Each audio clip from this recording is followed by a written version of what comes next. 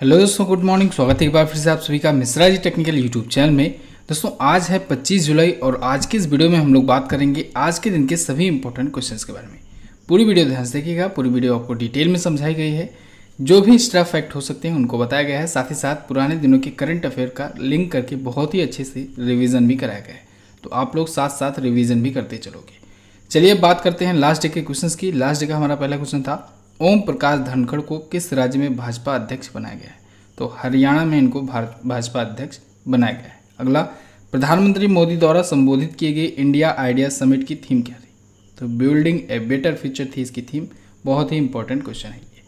इन दोनों क्वेश्चन के बारे में जिन लोगों ने करेक्ट और डिटेल में आंसर किया था, ऐसे टॉप 15 लोगों के नाम मैं आपको वीडियो के एंड में बताऊंगा।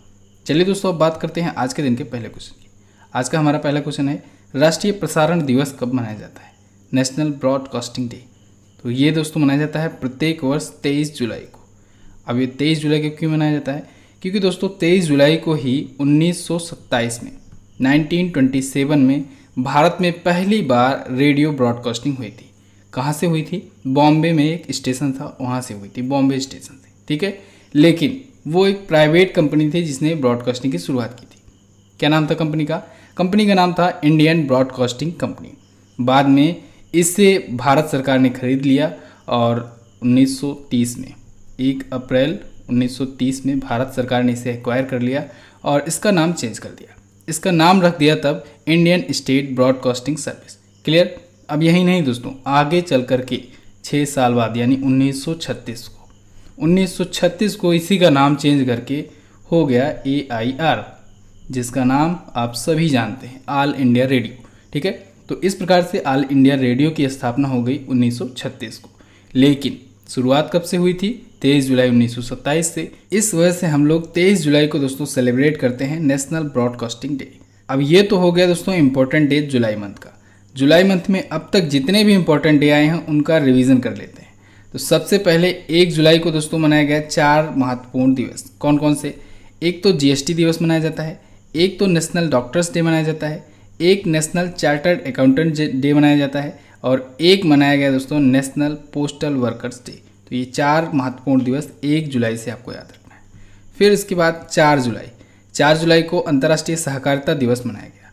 फिर इसके बाद 11 जुलाई को सबसे इम्पोर्टेंट डे, विश्व जनसंख्या दिवस, वर्ल्ड पॉपुलेशन डे। इसके बाद दोस्तों आता है 12 जुलाई, जब मनाया गया अंतर्राष्ट्रीय मलाला दिवस। इसके बाद 15 जुलाई आता है, 15 जुलाई को मनाया गया विश्व युवा कौशल दिवस। इसके बाद 17 जुलाई को मनाया गया अंतर्राष्ट्रीय न्याय के लिए विश्व दिवस, इंटरनेशनल डे फॉर जस्टिस। फिर 18 जुलाई को नेल्सन मंडेला दिवस, सभी को पता है, बहुत इंपॉर्टेंट है। फिर 20 जुलाई को दोस्तों मनाया गया विश्व शतरंज दिवस यानी कि वर्ल्ड चेस डे। और अब 23 जुलाई को राष्ट्रीय प्रसारण दिवस, नेशनल ब्रॉडकास्टिंग डे। क्लियर है? बिल्कुल। नेक्स्ट बात करते हैं। अगला है, हाल ही में चीन द्वारा लॉन्च किए गए स्वतंत्र रूप से अपने पहले मंगल मिशन का क्या नाम है? तो चाइना ने स्वतंत्र रूप से अपना पहला मंगल मिशन लॉन्च किया है जिसका नाम है तियानवेन फर्स्ट। क्या नाम है? Tianwen first. ये दोस्तों चाइना द्वारा स्वतंत्र रूप से उसका निजी मंगल मिशन है।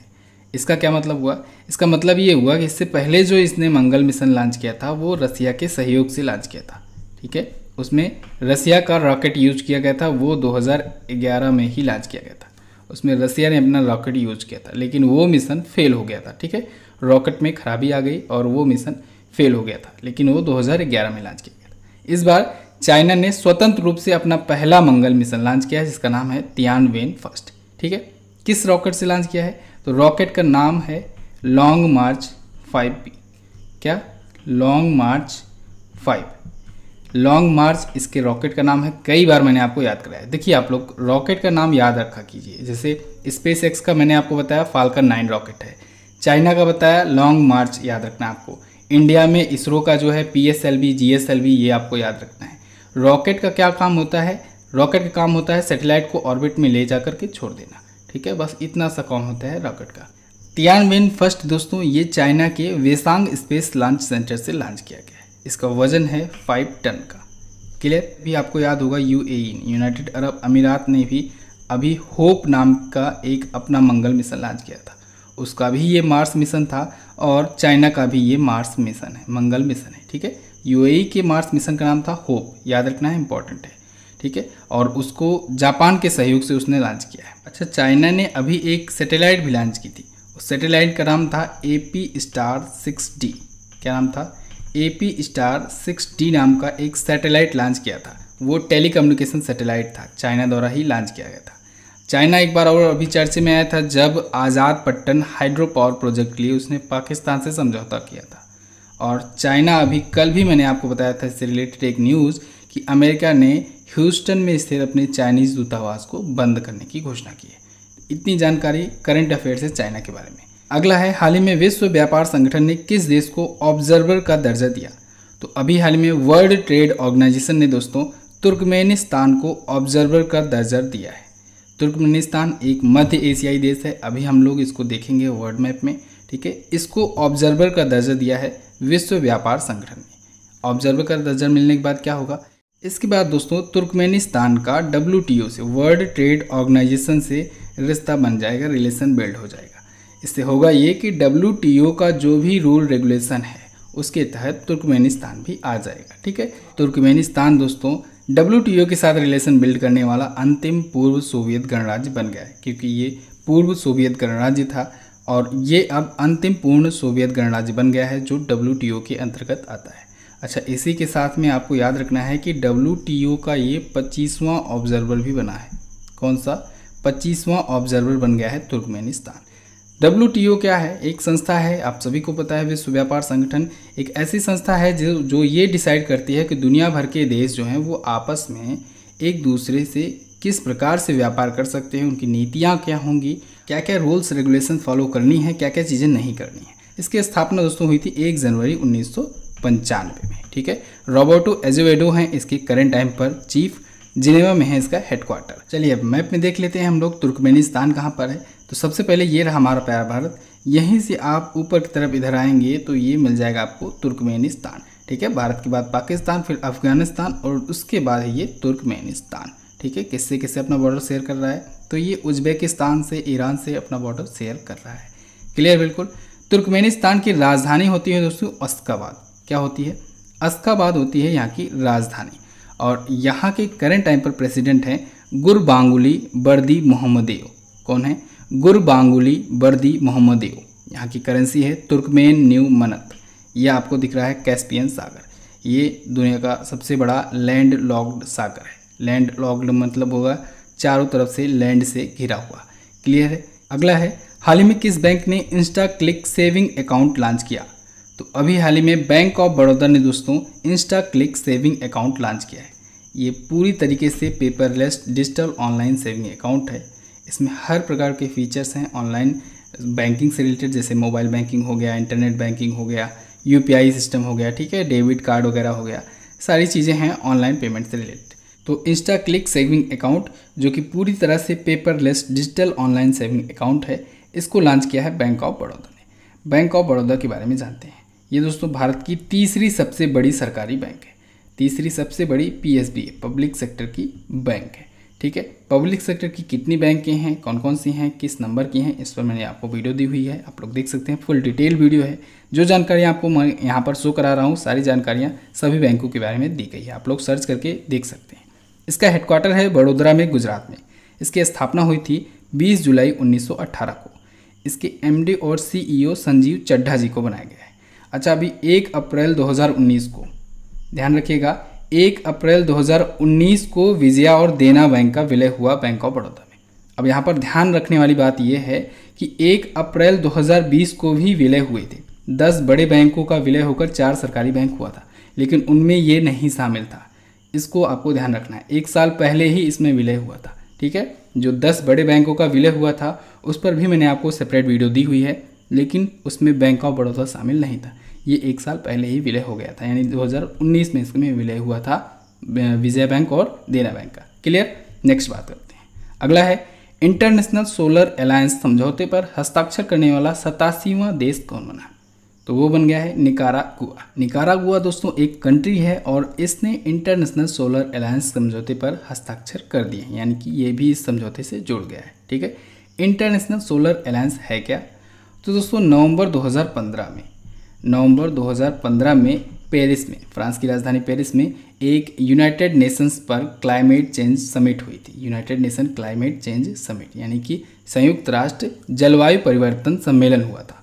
उसमें हमारे जो पीएम हैं नरेंद्र मोदी जी, और उस टाइम पर फ्रांस के जो राष्ट्रपति थे हॉलैंड, ठीक है, जो अभी वर्तमान में है वो नहीं, इससे पहले जो फ्रांस के प्रेसिडेंट थे हॉलैंड, उन्होंने मिल करके प्रधानमंत्री मोदी जी के साथ इसकी शुरुआत की थी और फिर बाद में इसे एक ग्लोबल इनिशिएटिव के रूप में शुरू किया गया, जिसका मेन पर्पज़ यही होता है कि वर्ल्ड भर में, दुनिया भर में सोलर एनर्जी यूनिट्स को ज़्यादा से ज़्यादा मात्रा में स्थापित करना।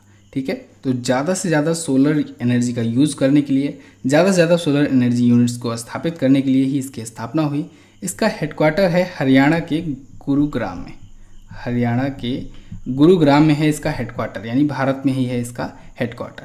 ठीक है, इंटरनेशनल सोलर अलायंस का। आइए वर्ल्ड मैप में आपको दिखाते हैं निकारागुआ है कहाँ पर। सबसे पहले ये रहा हमारा प्यारा भारत। यहाँ से आएंगे दोस्तों हम लोग दक्षिण अमेरिकी कॉन्टिनेंट में, महाद्वीप में। ठीक है, ये रहा अफ्रीका महाद्वीप। अफ्रीका महाद्वीप से हम लोग और इस तरफ आएंगे, ये रहा, ठीक है, उत्तर अमेरिका महाद्वीप और दक्षिण अमेरिका महाद्वीप।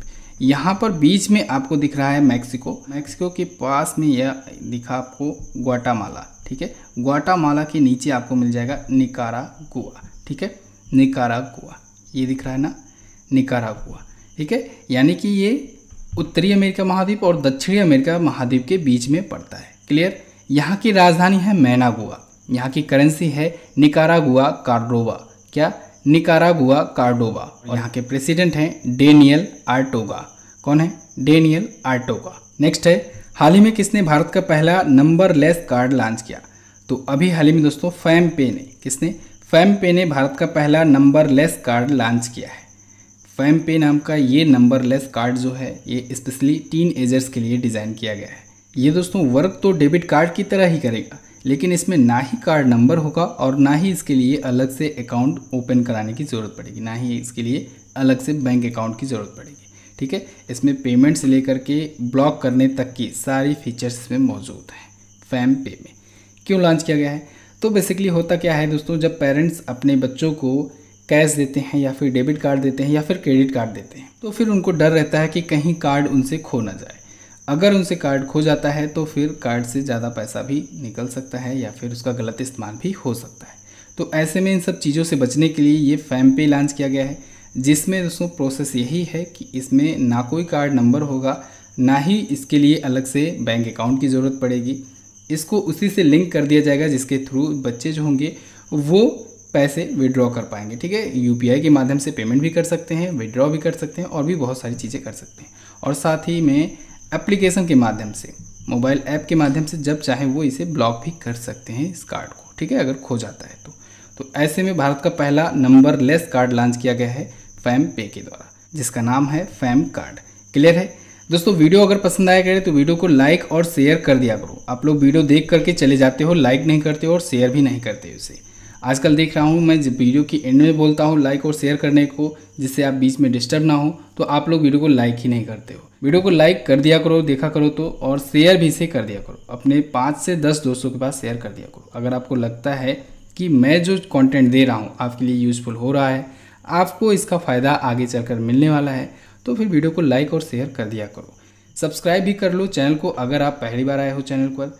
बहुत सारे कंटेंट यहाँ पर मौजूद हैं, आप लोग सर्च करोगे तो बहुत सारी चीज़ें आपको मिलेंगी। आने वाले दिनों में भी बहुत सारी चीज़ें मिलेंगी आपको, जो कि आपके स्टडी से रिलेटेड कहीं ना कहीं यूज़फुल ज़रूर साबित होंगी। चलिए बात करते हैं अगले क्वेश्चन की। नेक्स्ट है, हाल ही में किसने भारतीय नौसेना के सबसे बड़े सौर ऊर्जा संयंत्र का उद्घाटन किया? तो अभी हाल ही में वाइस एडमिरल अनिल कुमार चावला जी ने भारतीय नौसेना का सबसे बड़ा सौर ऊर्जा संयंत्र का उद्घाटन किया है। कहाँ पर किया है? एझीमाला में। एझीमाला है दोस्तों केरल में। इसकी क्षमता है 3 मेगावाट की। कितने की? 3 मेगावाट की इसकी क्षमता है। इसे भारत सरकार के नेशनल सोलर मिशन जो चल रहा है उसी के तहत स्थापित किया गया है। नेशनल सोलर मिशन को तो आप लोग सुने ही होंगे। इसका मेन टारगेट ये है कि 2022 तक दोस्तों भारत भर में इतने संयंत्र स्थापित कर देना जिससे 100 गीगावाट तक का, कितना? 100 गीगावाट तक की सोलर एनर्जी प्रोड्यूस किया जा सके। क्लियर है? नेक्स्ट बात करते हैं। अगला है, हाल ही में किसे प्रधानमंत्री कार्यालय में संयुक्त सचिव नियुक्त किया गया? तो अभी हाल ही में प्रधानमंत्री कार्यालय में यानी पीएमओ में, ठीक है, पीएम ऑफिस में पी अमूधा जी को संयुक्त सचिव नियुक्त किया गया है। पी अमूधा जी वर्तमान में Lal Bahadur Shastri national administration academy Mussoorie में जो कि है वहाँ पर सेवारत हैं। ठीक है, Lal Bahadur Shastri national administration academy Mussoorie में है, इसको ध्यान में रखना है। तो वहाँ पर ये सेवारत हैं पी अमूधा। इनको अभी हाल ही में पीएमओ में संयुक्त सचिव नियुक्त किया गया है। अच्छा, इन्हीं के साथ में एक और नियुक्ति हुई है केशव चंद्रा जी की। केशव चंद्रा जी को इनको संगीन और धोखाधड़ी कार्यालय का डायरेक्टर नियुक्त किया गया है। कहाँ का? संगीन और धोखाधड़ी कार्यालय का डायरेक्टर नियुक्त किया गया है। दोस्तों 2020 में अभी तक जितनी भी नियुक्तियां हुई हैं, जितने भी निधन हुए हैं या जो भी ऐसे ही टॉपिक वाइज चीज़ें हैं, इस पर मैंने सेपरेट वीडियो बना करके आपको दी हुई हैं। आपको वीडियो सर्च करनी है चैनल पर जाकर के, एक प्लेलिस्ट बनाकर दी हुई मैंने लास्ट 6 मंथ करंट अफेयर के नाम से, या फिर यहाँ पर क्लिक कीजिएगा, वहाँ पर आपको मिल जाएगी वो प्लेलिस्ट। उस प्लेलिस्ट में सारी चीज़ें आपको टॉपिक वाइज मिल जाएंगी। चलिए नेक्स्ट बात करते हैं। अगला है, हाल ही में किसने कोविड-19 रोगियों को ट्रैक करने के लिए स्मार्ट रिस्ट बैंक लॉन्च किया? तो अभी हाल ही में एम्स नागपुर ने, किसने? एम्स नागपुर यानी कि all India institute of medical sciences Nagpur ने कोविड-19 रोगियों को ट्रैक करने के लिए स्मार्ट रिस्ट बैंक लॉन्च किया है। इससे ना किसी मोबाइल ऐप की ज़रूरत पड़ेगी ट्रैक करने के लिए रोगियों को। होता क्या था, पहले रोगियों को मोबाइल ऐप के थ्रू ट्रैक किया जाता था, उनमें उनका डाटा रखा जाता था, फिर ट्रैक किया जाता था कि जो भी रोगी हैं, कोविड-19 से रिलेटेड मरीज हैं, वो कहाँ पर जा रहे हैं, कहीं ऐसे प्लेस पर तो नहीं जा रहे हैं जहाँ से कम्युनिटी स्प्रेड हो सकता है या फिर फैल सकता है और लोगों को, ठीक है, कोरोना। तो ऐसे में एक स्मार्ट रिस्ट बैंक उनको पहना दिया जाएगा और फिर उनको आसानी से ट्रैक किया जा सकेगा। क्लियर है? इसे एम्स नागपुर ने आईआईटी जोधपुर और आईआईटी नागपुर के साथ मिल करके डिज़ाइन किया है। नेक्स्ट बात करते हैं। अगला है, मशहूर नृत्यांगना और कोरियोग्राफर अमला शंकर का निधन हो गया। इन्हें कब बंग विभूषण से सम्मानित किया गया था? तो इन्हें दोस्तों 2011 में बंग विभूषण से सम्मानित किया गया था। ये अमला शंकर जी जो हैं, ये काफ़ी फेमस डांसर थी और कोरियोग्राफर थी। इनका अभी हाल ही में निधन हो गया है।